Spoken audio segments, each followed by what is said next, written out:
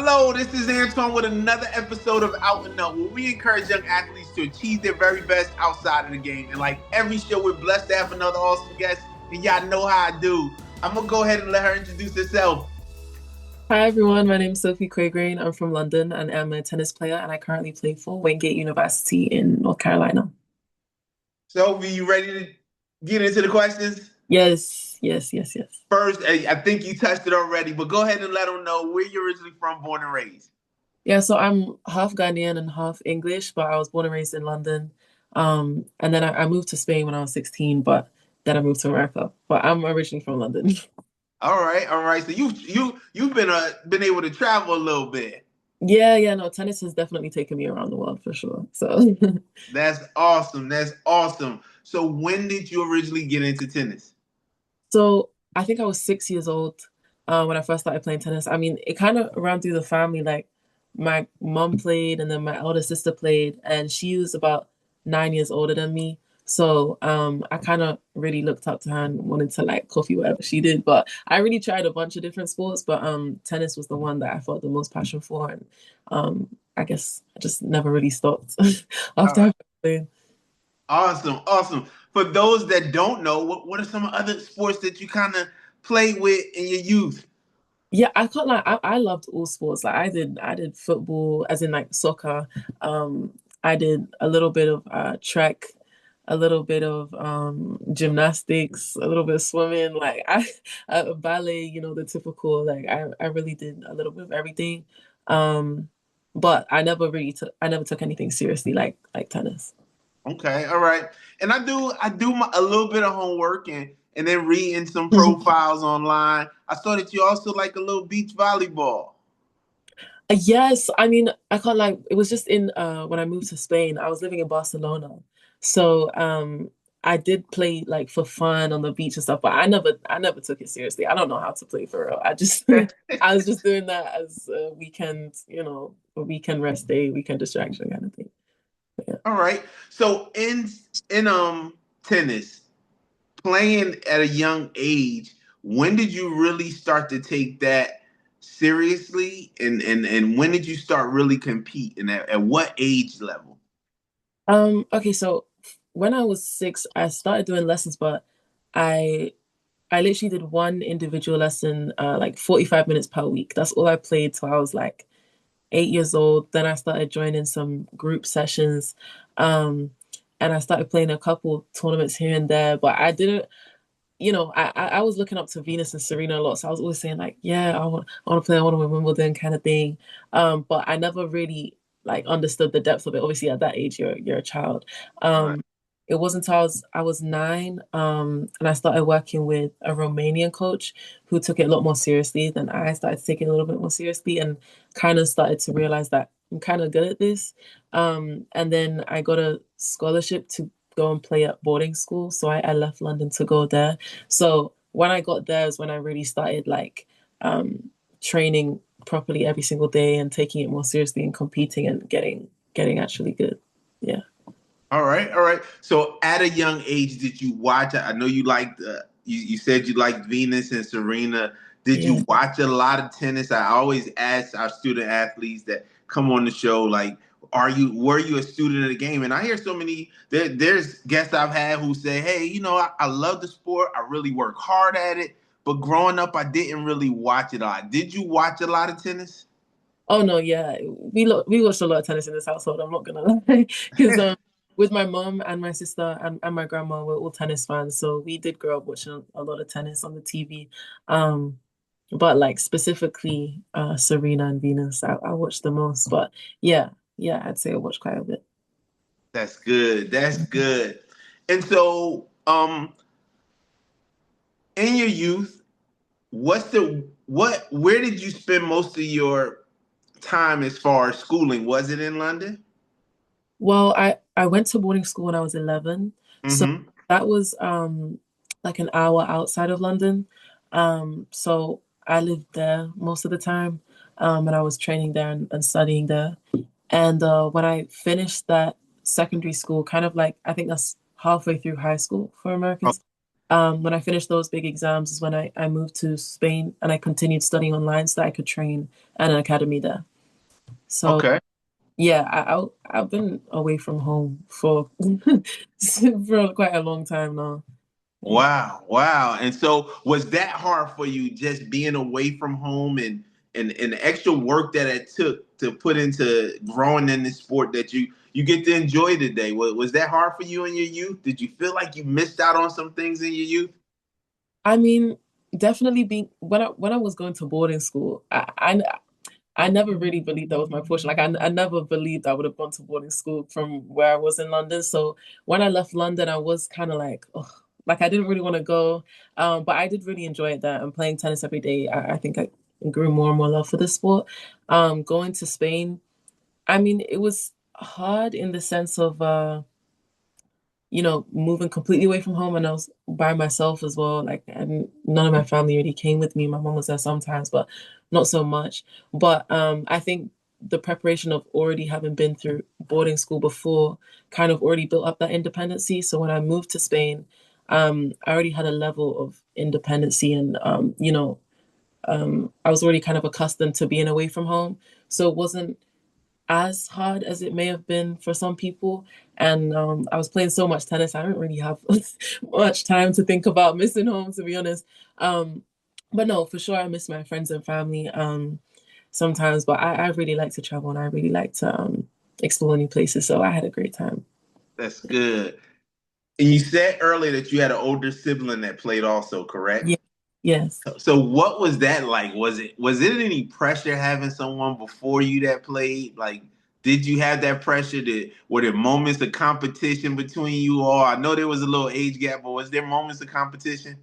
Um, there might have been when we used to like play against each other when we were younger, but obviously she was so much older than me that, when I was really young, like she, would have been a lot better than me.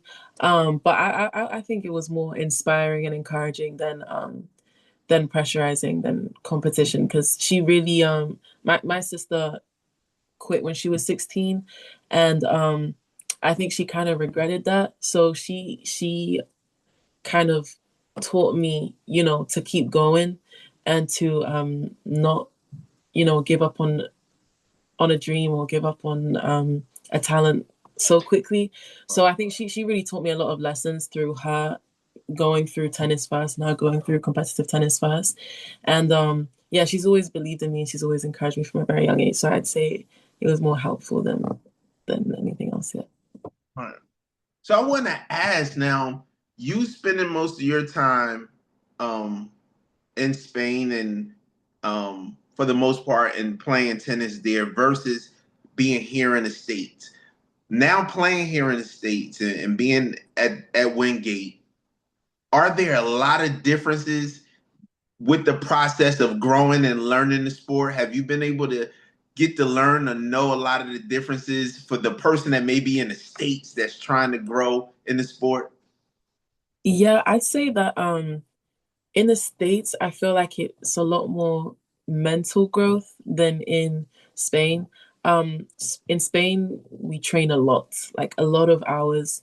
And it's they're very passionate about the sport there. So it's a lot of like fire and love for the sport and we spend a lot of hours on court and in the gym and everything and obviously in the States we do too. They work very hard as well, but I think in the States it's very competitive, so it's kind of a different atmosphere out on the court. Obviously, the Spanish are very competitive too. They're very like energetic on the court and everything.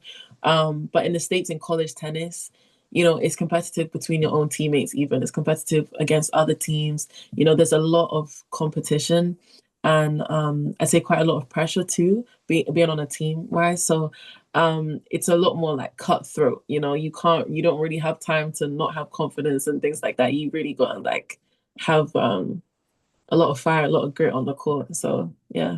All right. So how does it help you today really being able to bring what you were able to learn with all the intense training in Spain and now playing here in the States? How has it benefited you? I would say in Spain it taught me a lot about, you know, hard work. It taught me a lot about different types of style, like different styles of the game. Because coming from how we play in England to how we play in Spain to how we play in the States, that you do notice style patterns vary across different regions. So I kind of think that created some like variation in my game, which I use as a strength. I'm able to adapt to different styles a little bit more on different surfaces. Spain, during my time in Spain, I also went through a lot of injuries. And I spent a lot of time out of tennis. So, but I'm honestly grateful for those because even though it was a hard time, they really taught me to have like serious appreciation and gratitude when I'm on the court. And also they taught me to learn my body very well, which I use in the States now because obviously in the States we work very hard as well. And it's very important that I'm able to listen to my body and understand when it needs rest or treatment or whatever it is. So so far I've been my body's been doing very well in the States, touch wood, but yeah, I feel like that also really helped me to, protect my body and look after myself well in America.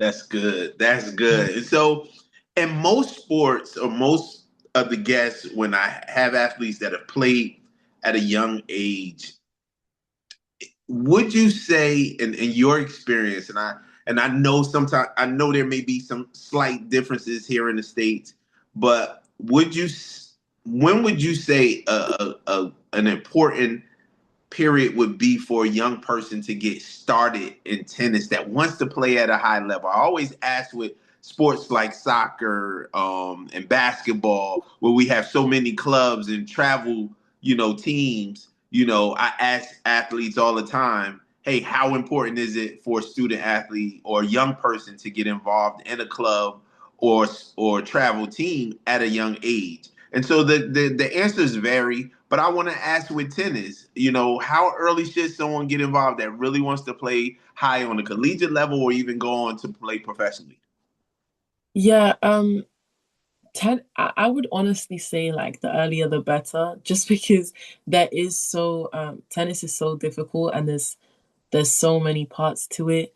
So the sooner you start and the sooner you get a lot of experience, the better. However, I would say also, a lot of people can start from 2 years old and they're great when they're 16, but by the time they're 16, 17, 18, they're kind of burnt out already and, they kind of start to get tired of the sport. So I would say starting from young is good to get the feel for the sport and become quite natural at it. But the training should be like limited to an extent as a child, as such a young child, because you don't want to burn out so quickly, especially when you're reaching like your prime age of the career.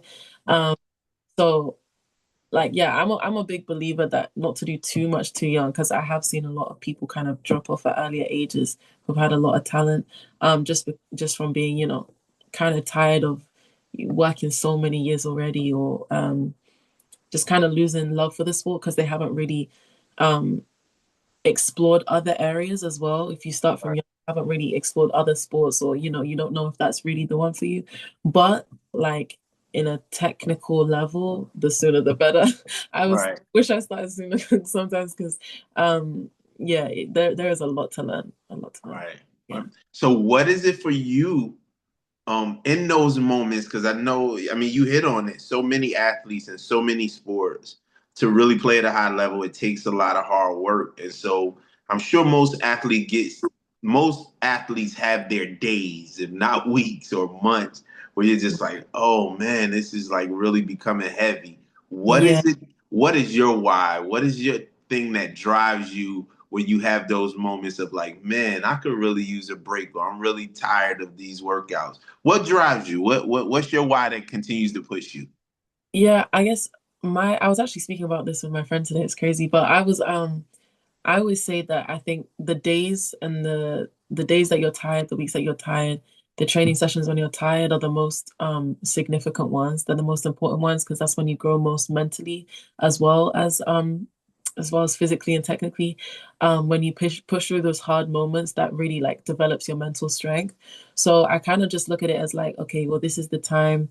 Um, at the end of the day, I still love the sport. I know I'm never gonna I don't think I could ever quit the sport. I would never drop out kind of thing.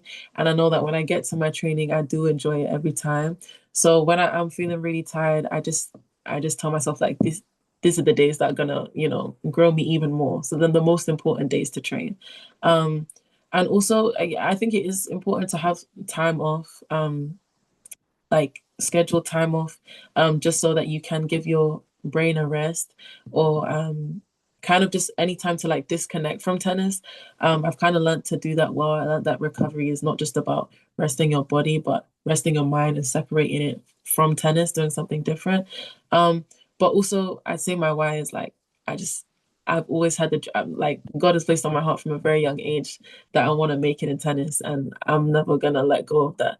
And when I think back to like my younger self, I think that inspires me a lot too because I want to make my younger self proud, and I want to achieve well for my mom as well because being a tennis parent is is very stressful. And I know she's worked very hard to help me get all the opportunities that I've had.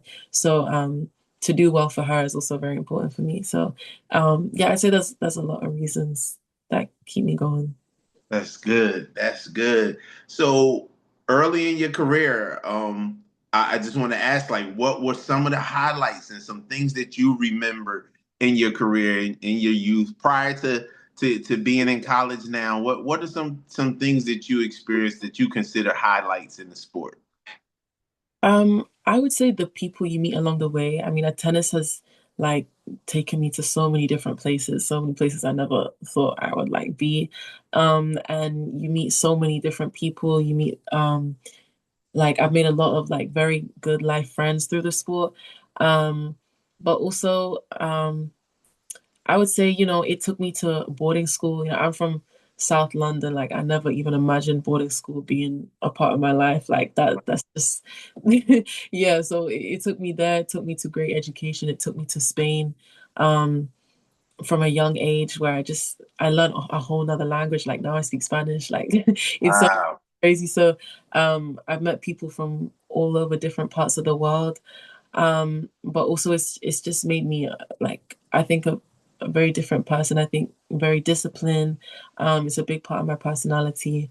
It's helped me with confidence and everything. So I'd say, yeah, the people you meet and the person it creates you to be is probably the highlights, and that all starts from a young age. But also just, being in competition keeps life very interesting for me. It's always something to strive for. So I was never been bored when I was younger and stuff like that. So yeah. That's good. That's Yeah. good. So I want to ask from the school standpoint, even being in boarding school and still, achieve, going after your goals with comes to tennis. How did you maintain that balance of the hard work and the training that you needed to put in the sport while also maintaining, your goals on the school side also? Yeah, so definitely it taught me organization skills from a young age. You just really have to be on it. You really have to be locked in, like planning everything. And now I'm a person that I don't go a day without planning my day in my calendar app. Like I Wow. really have Good. everything scheduled out just because that's what I'm used to now. It makes it a lot easier to keep everything on track. And being able to train at the same place that I did school and lived was definitely helpful because everything is in the same environment. I didn't really have to do the whole, traveling to training and stuff during that Right. period. So it was just class and then the tennis court is behind. So I'll just go back and forth. So that definitely helped me. And being on a team like out in the academy definitely helped me to have older girls to look up to. And my coach was very supportive of me. He was very encouraging. So yeah, even my teachers, I was really blessed to be in that place because yeah, they were very helpful and they were very supportive of me balancing tennis and school. They even like allowed me to do a few less subjects, a few less classes in school Okay. that I had more time for tennis. So yeah, yeah, I was very blessed with the help I had. That's good. Mm. And I want to ask, I always like to ask this just in case there's something that may benefit the younger student athlete. What are some obstacles that you may have run into, whether it was from the sports end, the schooling? Are there any obstacles you can think of that or adversities that you had to kind of overcome throughout your career, maybe early on in school? How early? Like when I was younger, Yeah, or and I think you kind of touched on it. You said you went through some injuries, correct? yeah, Yeah, I was gonna say those injuries, and homeschooling was very difficult. I mean, homeschooling was difficult because I didn't really know my teachers. I didn't couldn't really converse with them easily. So it was very much I had to teach myself all of that, and that was in like the two hardest years of British school. Those that like that level was very difficult. So training like 6 hours a day and then trying to teach myself all these things was not easy. But I think that the injuries was the hardest part because I before I went to I had never been injured before, and I had many injuries where I had to be out of tennis for about 3 months at a time. And it's very weird because obviously normally I don't go more than like a week without playing tennis. Like if I take like a break or something, it will be like a week maximum or a few days. So I didn't really know what to do with myself in that time at the beginning. I was kind of like, what do I do now? Like just doing school and also being by myself in Spain. Um, I definitely felt kind of lost in those times. But I think everything happens for a reason. I mean, I definitely that's when I started my journey with God, and I became a Christian, and I found my faith through that as well. And it kind of taught me to find who I am outside of tennis, because That's good. obviously tennis is a big part of your life, but you need to know who you are outside of the sport. It's not it still is not the number one thing in your life. And it's still life before sport. So I think it definitely taught me that not to idolize tennis, which took off some pressure well. So it was a good time, but it was needed. But yeah, it was also very difficult because it's like, yeah, had to find.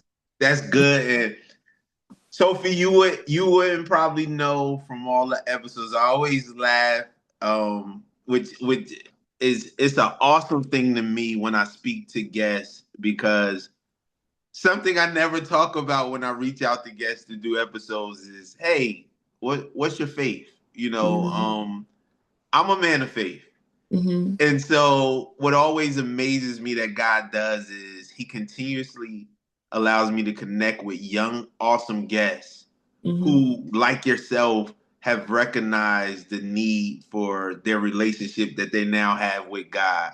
And Yeah. so again, we have another guest, you all. We don't talk about this prior to getting on the show, but I think it's just important to know because so many athletes or young people will get to certain things, get to certain stages in their career, and just I think sometimes may wonder, like why am I not handling this stress as well, or why am I having certain struggles? But so many guests that I've had on, I know a big part of what helps them through that, certain things are going to be inevitable in sports when you're trying to play at a high level, Yeah. and growing. But having that relationship with God, I'm going to say it, I think young people will see um, how important it is and Yeah. helping them really just be able to play because it really takes a lot to play on the level that you're on. So again, I don't want to go too deep, but thank you for touching on that and sharing that just again, just what you were able to find in your relationship, Mm-hmm. as a Christian and everything. So I thank you for that. And so I want to Definitely. just touch on how did you end up in Spain? You talked about all the training and playing in London and Spain, and you're now at Wingate. You're in the Queen City. You're about 2.5 hours from me here in Yeah. North Carolina. How did that happen?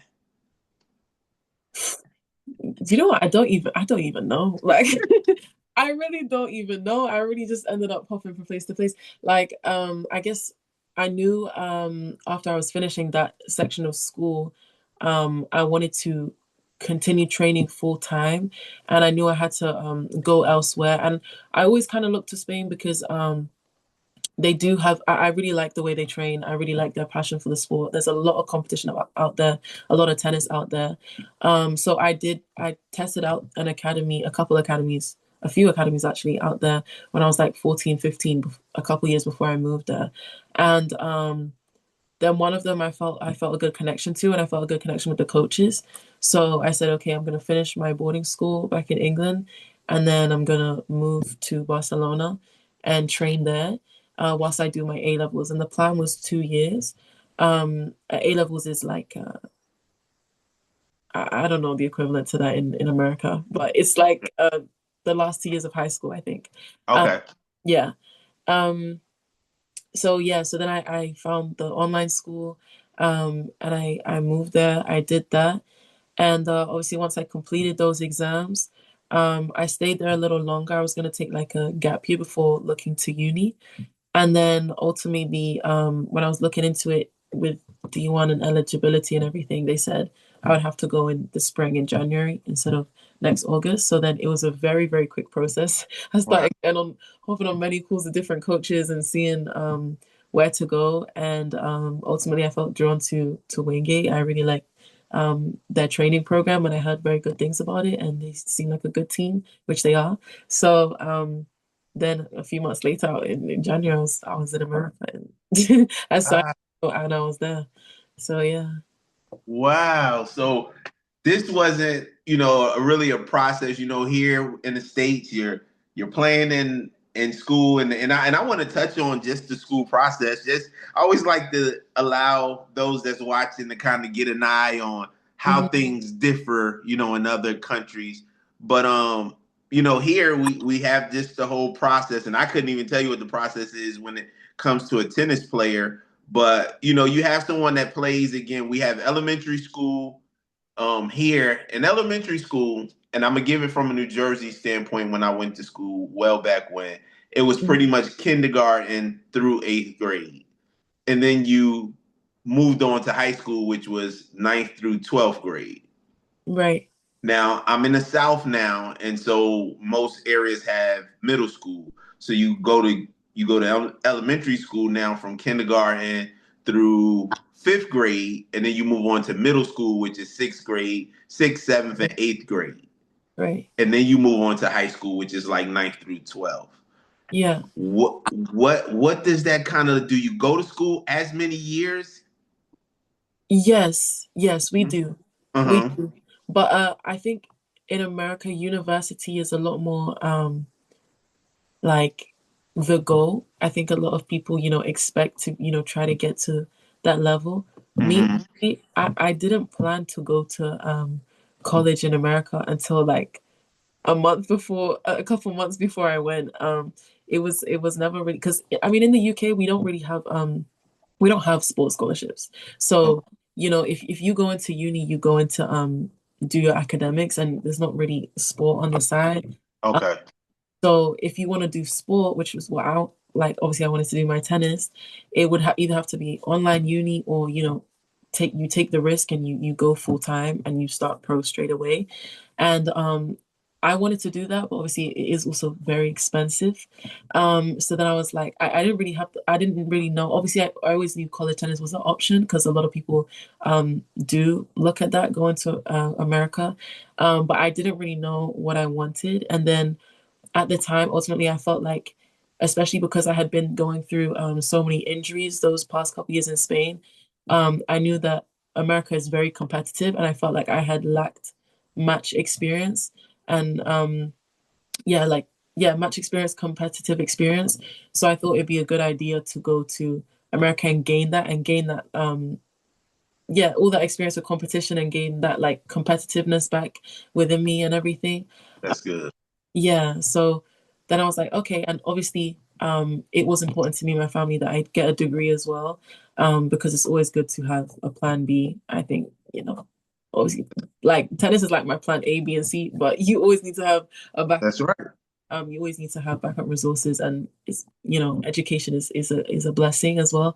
So so yeah, it just made sense that if I have the level to get a good scholarship in America, to go and study and also keep developing my game, and with a scholarship, it's a blessing. I mean, because yeah, tennis is very expensive. So it's definitely a great opportunity. So yeah, so I just made the decision and ended up going pretty fast.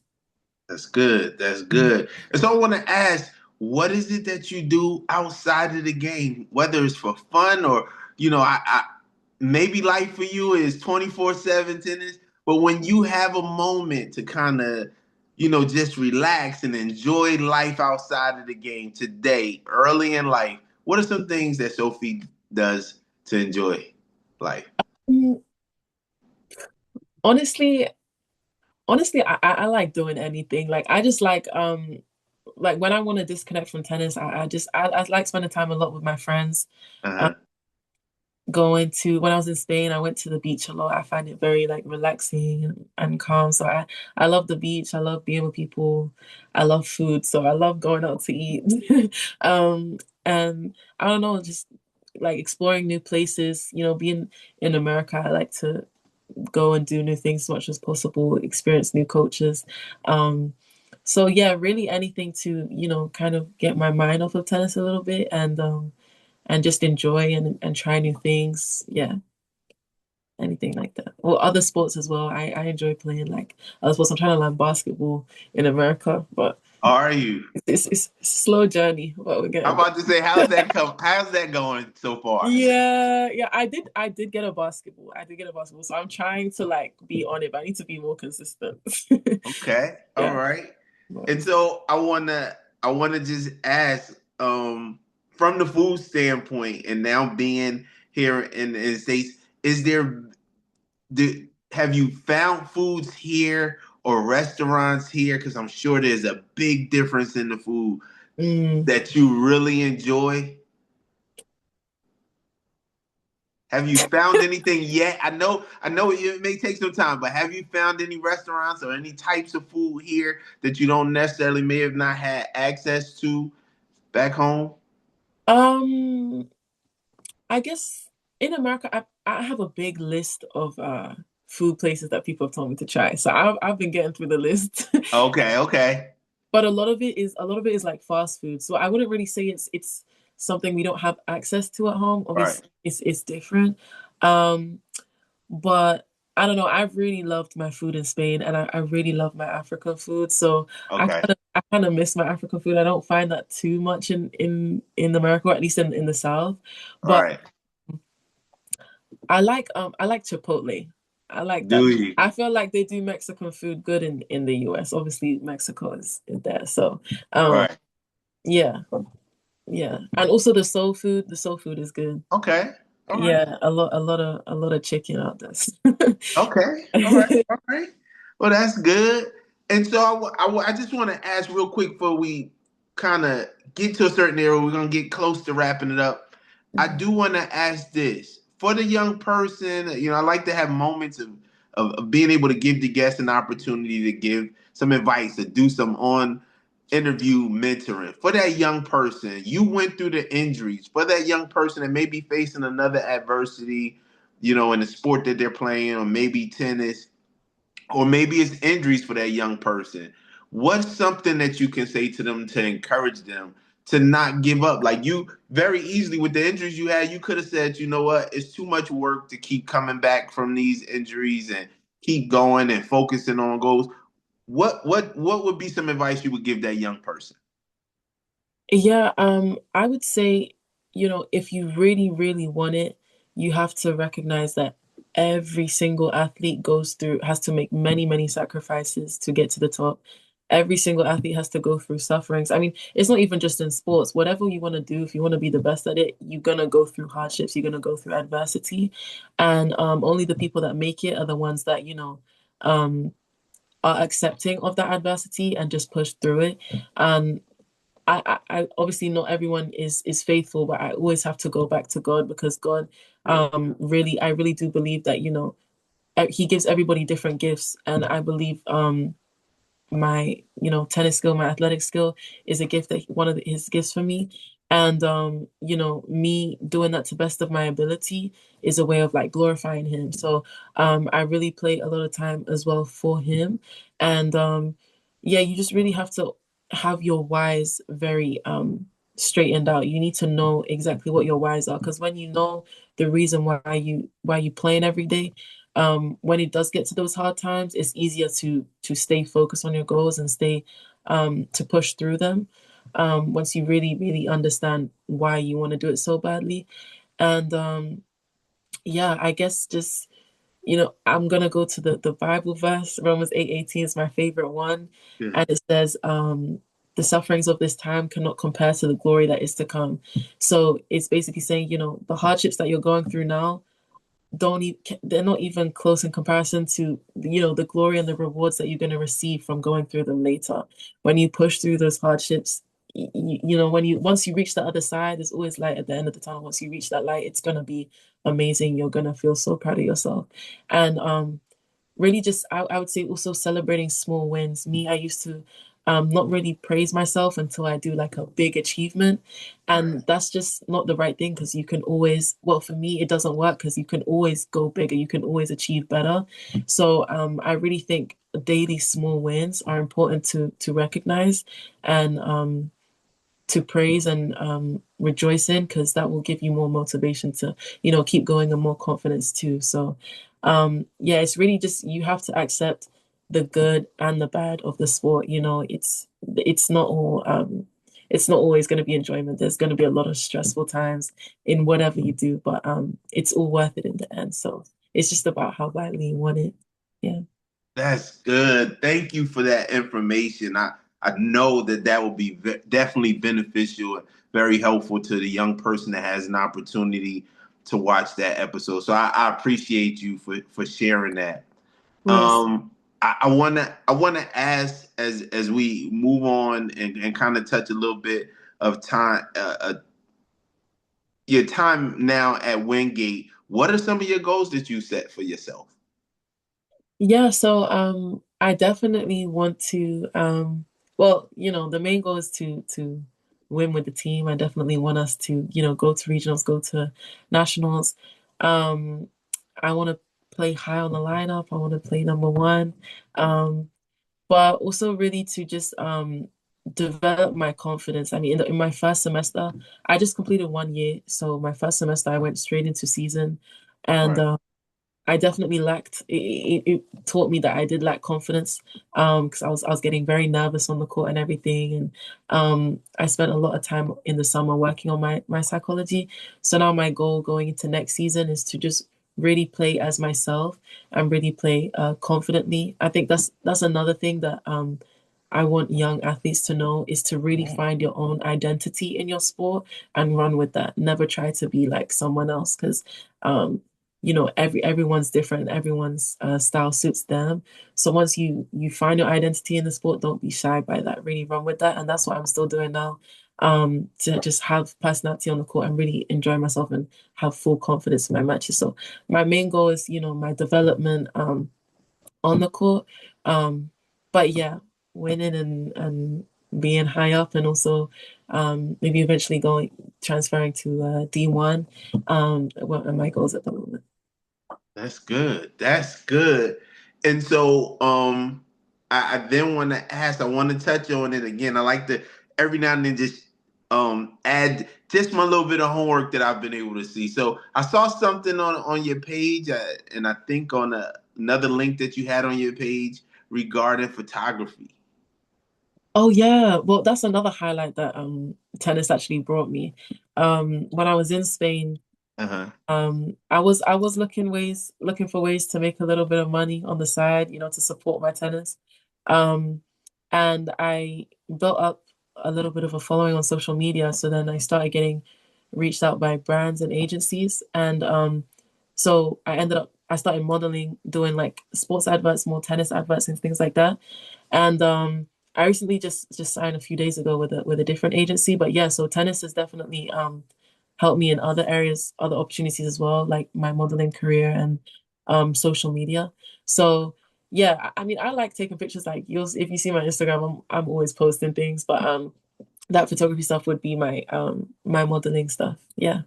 That's good. That's good. And who are some companies that you've been able? Are there companies yet that you've been able to model for? Yeah, the biggest one I did was Nike, which was an amazing opportunity. That one I worked with a tennis player called Qinwen Zhang.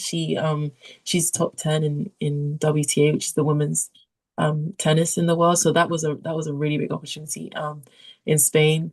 I also worked with Optimum Nutrition, which I don't know, it's like a protein brand, things like that. Um, so yeah, I'd say those are the two biggest ones I've done so far. But I think 2026 holds some new jobs, hopefully. So we'll see. Okay, all right. Are you a TV show person or movies? I'd say TV show because I never really have enough time to sit down and watch a whole movie. So I prefer series where I can just watch them in bits. But yeah, yeah. And what are you watching nowadays as far as series? Um, yeah, I watch a lot of different stuff. I like the crime series. Okay. But like if I do like I like the sports ones of course as well. Like I don't know if you've seen Sprint. It's all about the top track athletes No, in I haven't. the I US. haven't. Yeah, yeah. Well, it's a really good one. It's a really good one. That taught me a lot about. Okay. And like Last Chance You, the basketball one. So Right, right. it's still connected to the sport, obviously, but also reality TV. Yeah, I just watch anything to be honest. All right. Yeah. But I did see online you had a favorite movie Oh, that really? Do I? that had a tennis connection. Oh, King Richard. King Richard. Oh yeah, What is it yeah, yeah. about King Richard that you love so much? Okay, so obviously it's about Venus and Serena's story. So that kind of speaks for itself. I'm big fans of them. And before I watched the movie, I'd even read their book like once, twice, I think. So um I just really find their story really inspiring. And I also see like when I was younger, like I really wanted to be like Serena. I really got a lot of I think my personality on the court from Serena. So Uh, when I watch her, I see like myself in her a little bit. And yeah, just watching how they grew up, coming from humble beginnings and everything. I find it so inspiring, and it also reminds me, it doesn't matter if I didn't come from like a lot of money or anything. It's very very possible, and I think they're just fighting finding solutions and everything. It's just yeah, it's obviously it being about tennis is very relatable for me, so I really do love it, and it also reminds me how much emotion goes into the sport as well. So yeah, yeah, I love that movie a lot. That's good. That's good. Well, we definitely are so grateful that you took time out of your busy schedule just to join us and talk about your journey to where you're at, now at Wingate and just some of your goals that you set for yourself in the sport and we're going to be looking forward to seeing you grow not only at Mhm. Wingate but what you're able to do on a professional level once you're finished there at Wingate. So again, Sophie, we appreciate you joining us. We Thank thank you for you. having me. Thank you. We have two questions we always end with before we close out the show. Mhm. Why is it important to have positive people in your circle? Oh, I think honestly, I think that might be the most important thing in a sports journey. Energy is really strong. When you have people around you telling you can do it, because a lot of the time it's very easy to be hard on yourself. And when you have people around you telling you can do it, it makes a big difference. Now it's in your brain that you can do it, and then you go and you do it. If you have people around you telling you can't do it or not having much faith, you're not really gonna believe that you can do it either. And I mean, sometimes you are. It's good to not listen to those people, but I just really think having those positive people around you makes you think bigger than your own, than what you can do, or what you think you can Right. do. And also to be in positive spirits. If you have negative people around you, naturally you're going to become more negative, and that just never helps. I believe in the power of the tongue a lot. What you say is what you become. So it's very important what you put into your mind. Also in tennis, it's very mental. I think it's like 75-80% mental. The subconscious mind, the back of your mind, plays a big part in how you perform on the court. And what people say, even though you might not be paying attention to it or you don't think so, that can always go into the back of your mind, and you don't realize it's there, but it can be affecting you. Right. So I just think being surrounded by positive affirmations all the time and people who believe in you really really make a huge difference, keep you motivated each day as well. And so yeah, I think the circle is very very important. That's good. That's good. And the final question is who or what is it that inspires you most in life? Ooh. Um, yeah, that's a good question. Um, I'd say my mother inspires me a lot because she is a single mom, and she's shown me that, I don't know how she does what she does, honestly. So she's shown me that you can really do, with a good work ethic and positive spirit, you really can do anything. So she definitely inspires me in that sense, and as I said before, I want to do so well for her. So she definitely inspires me. Um, I would also say, I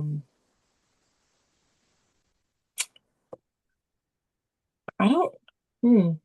Obviously, I have like idols in tennis, like Right. Serena as well, and um, I have God, which I wanna make God proud.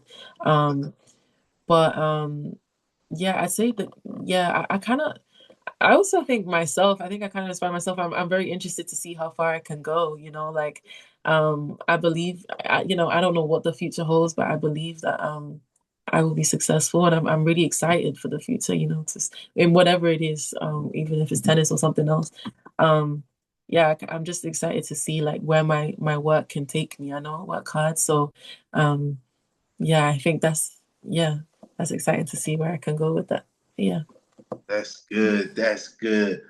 Do you have a quote or an inspirational message that you can just leave the young student athlete that may be watching with, just to help, just something they can carry on their journey with them? Yeah,